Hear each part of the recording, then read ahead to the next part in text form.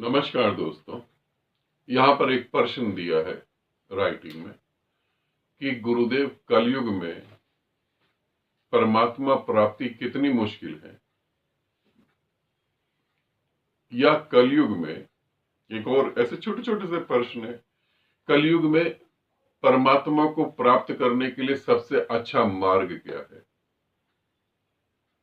कलयुग में कैसे हम परमात्मा को प्राप्त करें।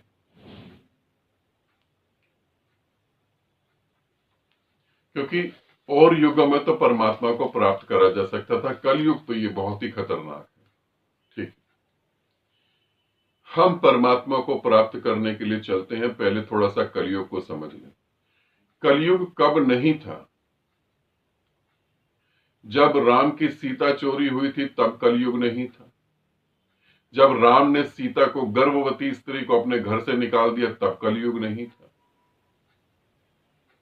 जब द्रौपदी के वस्त्र उतारे गए तब कलयुग नहीं था। जब शिव ने गणेश का सर काट दिया तब कलयुग नहीं था।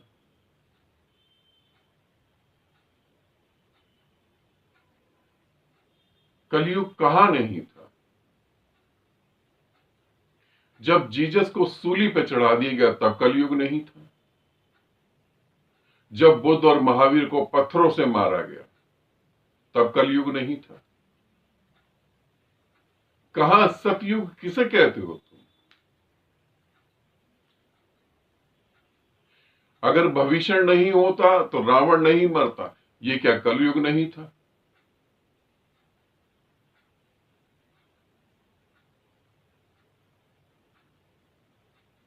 कलयुग में परमात्मा प्राप्ति या कलयुग में ईश्वर प्राप्ति सबसे आसान है। ध्यान रखना, कलयुग में परमात्मा प्राप्ति सबसे आसान है, क्योंकि जब बुद्ध हुए तो एक मार्ग दिया विपස්සना का। आप विपස්සना करो, आती जाती सांस को देखो और आपको बुद्धत्व घट जाएगा। मगर हर एक व्यक्ति आती जाती सांस को देखकर बुद्धत्व नहीं घट सकता। बहुत लोग विपස්සना करने जाते हैं, उनमें से काफी लोग तो पागल हो जाते हैं, विक्षिप्त हो जाते हैं। सभी को परमात्मा नहीं घटित होता। महावीर ने मार्ग दिया संकल्प। आप संकल्प साधो, ईश्वर प्राप्त होगा, केवल एक ज्ञान घटित होगा। सभी संकल्पवान नहीं हो सकते। महावीर ने कहा कि स्त्रियों को परमात्मा, ईश्वर या केवल ज्ञान नहीं घटित होगा, उनको दोबारा पुरुष का जन्म लेना पड़ेगा। यदि स्त्री को पुरुष का जन्म लेना पड़ेगा और तब उसे केवल ज्ञान घटित होगा, तो फिर मीरा को कैसे घटित हो गया? फिर राबिया को कैसे घटित हो गया?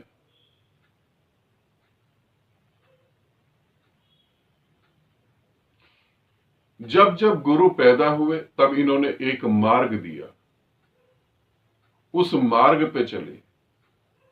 किसी ने कहा सिमरन करो, किसी ने कहा नाद को सुनो,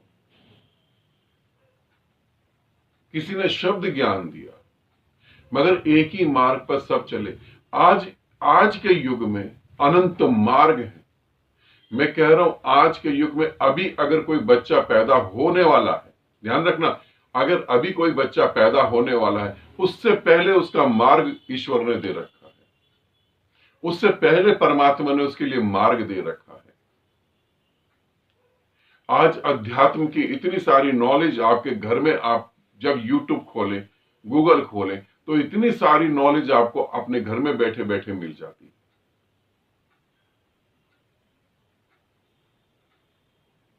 आज सत्य को प्राप्त करना बहुत आसान है। जैसे साइंस तरक्की कर रही है, वैसे अध्यात्म तरक्की कर रहा है। अध्यात्म में ऐसी ऐसी चीजें आ गई हैं। अब ये नहीं कहा जा सकता कि आप 6 महीने ध्यान करो तो आपको पता लगेगा कि आपके अंदर बदलाहट आ रही है। मैं कहता हूं कि आप सुबह ध्यान करो और रात को आपको पता लग जाएगा कि आपका जीवन बदल रहा है। अब वो अध्यात्म नहीं रहा। प्रश्न सिर्फ इतना सा है कि आपको बताने वाला कौन है। मार्ग अनंत है, तुम्हारा मार्ग इसी अनंत मार्गों में एक मार्ग तुम्हारा भी है, मगर उस मार्ग को बताने वाला कौन है? अधिकतर तो हम कथावाचकों को कथावाचक समझते हैं, जो किताबों में लिख दी उल्टी सीधी बात, उसी को वो पढ़ के सुना रहे हैं, उसी की उल्टी सीधी व्याख्या कर रहे हैं। अधिकतर तो कथावाचकों को ही गुरु समझ बैठते हैं। अधिकतर लोग तो योगासन सिखाने वालों को ही संत समझ बैठते हैं। अब किसी ने कह दिया कि हल्दी और नीम की गोली खा लो, मैं कहता हूं तुम हल्दी और नीम की गोली क्या, हल्दी का पेड़ खा लो, नीम का भी पेड़ खा लो, मुक्ति तो नहीं मिलेगी तुमको। जो मोक्ष को प्राप्ति नहीं हुआ वो तुम्हारे शरीर को ही मजबूत करता रह जाएगा। और तुम्हारा शरीर कितना मजबूत होगा, मौत के आगे तो संतों का शरीर नहीं टिका, तुम्हारा कहां टिकेगा। अब इतने मार्गों में तुम्हारे को बताने वाला कौन है? यदि तुम्हें ठीक ठीक बताने वाला मिल जाए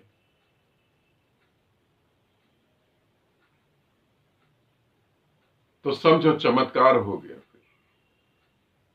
फिर चमत्कार हो गया पूरी तरह से। अगर तुम्हें मार्ग बताने वाला मिल जाए और तुम्हारा मार्ग बताने वाला मिल जाए तो फिर तुम्हें कुछ और नहीं करना है।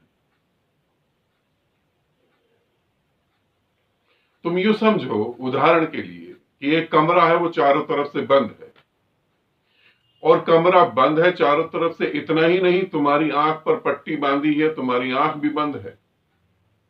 अब तुम लगे दरवाजा ढूंढने। अब तुम दरवाजा ढूंढते ढूंढते पहुंचे एक आदमी के पास। तुमने कहा दरवाजा, उसने कहा मैं बताता हूं, पहले करो कपाल भाती, फिर करो अलोम विलोम, देखो दरवाजा मिलेगा। अलोम विलोम और कपाल भाती से दरवाजा मिलेगा। फिर तुम करते हो, मिलता नहीं दरवाजा कहीं। फिर तुम आगे चलते हो, ढूंढते हो, फिर कोई और मिलता है, वो कहता है हाँ आओ बताओ क्या हुआ। तुम कहते हो दरवाजा कहाँ है, मेरा दम घुट रहा है, मुझे बाहर निकलना है। वो कहता है रुको मैं तुम्हें राम कथा सुनाता हूं। राम ने देख कैसे ढूंढा दरवाजा, मैं तुम्हें बताता हूं। कृष्ण ने कैसे ढूंढा दरवाजा, मैं तुम्हें बताता हूं। मैं तुम्हें भगवत सुनाता हूं। कृष्ण का समय कुछ और था, राम का समय कुछ और था, आज का युग कुछ और है। फिर तुम लगे सुनने, तुम्हें दरवाजा तो नहीं मिलेगा।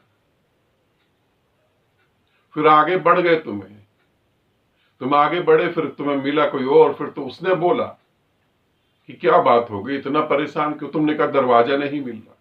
उसने कहा 9 देवियों की साधना करो, इस आसन बैठो, उतने देवताओं को खुश करो, ये मंत्र पढ़ो, वो लॉकेट पहनो, सर के बल खड़े हो जाओ, एक टांग उधर ले जाओ, एक टांग इधर ले जाओ, और मैं बीमार पड़ जाऊं तो मुझे हीलिंग करो। तुम झंझट में पड़ोगे। फिर वो कहेगा अब धन भी आएगा तुम्हारे पास, ये लॉकेट डाल लो गले में। अब धन आएगा तो तुम एक बार की दरवाजा भूल जाओगे। दम घुट रहा है, मौत आ रही है, तुम कहोगे दरवाजा। अब धन भी आ गया, या आया वह धन चला गया। अब और आगे गए तो कोई कह रहा है नीम की गोली खा लो, सांबर खा लो, बड़ा खा लो, ये कर लो, वो कर लो। जब तुम किसी ऐसे व्यक्ति के पास पहुंचोगे जो ये क्रियाएं हैं वो कुछ नहीं करवाएगा, वो सिर्फ तुम्हारी आंख की पट्टी खोलेगा। वो कहेगा ये आंख पे क्या बांध रखा, हटा इसको। जैसे ही वो तुम्हारी आंख की पट्टी खोलेगा, तुम कहोगे दरवाजा कहां है। तुम हंसोगे, दरवाजा खोल के बाहर निकल जाओ। वो तुम्हें विधि देगा, वो तुम्हें सूत्र देगा और तुम बाहर निकल गए। कलयुग में परमात्मा को ढूंढना, परमात्मा को पूजना, ये तो बहुत दूर की बातें हैं, बेकार की बातें। मैं कह रहा हूं कलयुग में परमात्मा होना। मैं नहीं कहता किसी को पूजना, मैं नहीं कहता किसी की पूंछ पकड़ लो, मैं कहता हूं परमात्मा होना सबसे सरल है। सरल से सरल है। परमात्मा होना सरल से सरल है। शिव की पूजा करना जटिल है, शिव होना सरल है। ध्यान रखना, शिव की पूजा तुम बाहर करोगे, शिव होना तो अंदर है, वो सरल है। मगर मार्ग तुम्हें कौन बता रहा है? प्रश्न सिर्फ यही है, क्या कथावाचक तुम्हें मार्ग बता रहे हैं? क्या कोई अधूरे योगासन करके तुम्हें मार्ग बता रहा है? जो कह रहा है कि आयुर्वेद को फॉलो करो, और जब वो बीमार पड़ रहा है वो खुद ही एलोपैथी को फॉलो कर रहा है।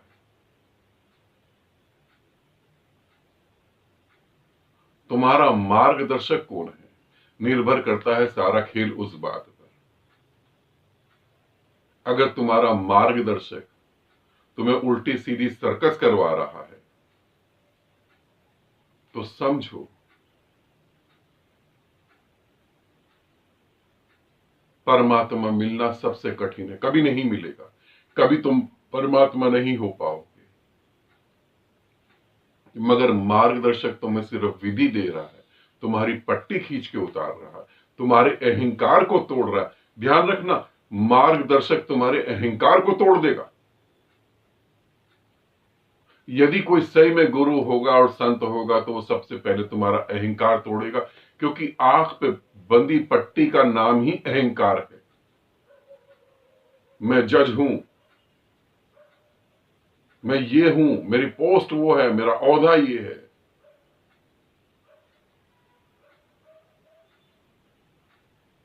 ये अहंकार की पट्टी है, वो इसे ही तोड़ेगा। मगर जब तुम्हें अंधे मिलेंगे तो कहेंगे आओ जज, भाई इनके लिए अलग से सीट लगाओ हमारे सत्संग में, भाई नेता इनके लिए अलग से सीट लगाओ हमारे सत्संग में, अच्छा बड़ा बिजनेसमैन इनको आगे बिठाओ। भाई वो आनंदित होंगे तुम्हारी पोस्ट और तुम्हारी अर्निंग को देखकर, तुम्हारे औहदे को देखकर। मगर जो सही में तुम्हें मार्ग दिखा सकता है वो तुम्हारे अहंकार को तोड़ने में आनंदित होगा। उसे क्या लेना पोस्ट वगैरह से, उसे पता है ये तो खेल है। जब शरीर ही तुम्हारा खेल है तो मेरे प्यारे दोस्त जिन्होंने प्रश्न पूछा है, कलयुग में परमात्मा के साथ एक होना, कलयुग में परमात्मा होना, कलयुग में शिव होना सबसे सरल से सरल है। बस मार्ग कौन दिखा रहा है इसके ऊपर निर्भर करता है।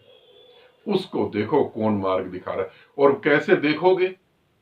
तुम देखो कौन तुम्हें उलझा रहा है बातों में। राम ने जो करा करा होगा, कृष्ण ने जो करा करा होगा। मौत जब आएगी वो तुमसे नहीं पूछेगी कि राम ने क्या करा और कृष्ण ने क्या करा। मौत तुमसे सिर्फ इतना पूछेगी तुमने क्या करा। मौत तुमसे सिर्फ इतना पूछेगी कि तुमने क्या करा। तुम्हारे पास उस समय उत्तर ना बन पाएगा कि तुमने क्या करा। तुम कहोगे मैं तो फॉलो ही कर रहा था बस।